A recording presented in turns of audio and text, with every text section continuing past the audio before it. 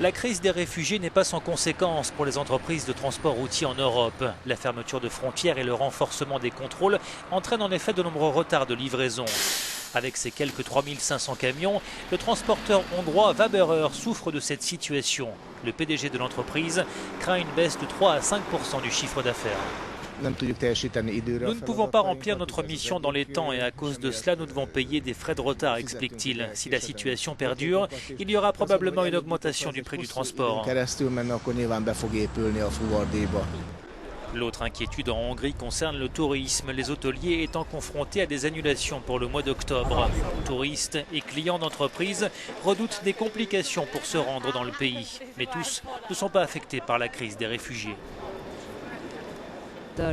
Notre train a eu 1h30 de retard car des réfugiés ont traversé les rails et ont été arrêtés par la police, explique cette touriste sud-coréenne.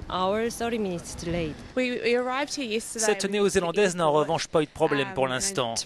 Nous sommes arrivés hier, dit-elle, et demain, nous prenons le train. Une campagne de publicité a été lancée pour encourager les touristes à continuer à se rendre en Hongrie. Il n'y a aucune raison de ne plus venir dans le pays, insiste le directeur de l'organisme public à l'origine de cette campagne. On ne connaît pas encore la tendance puisque les chiffres du tourisme seront disponibles d'ici 1 à 2 mois, dit-il. Mais actuellement à Budapest, il y a toujours beaucoup de touristes. Ça vaut le coup de venir en Hongrie, cela reste un pays sûr. Magyarország ma is.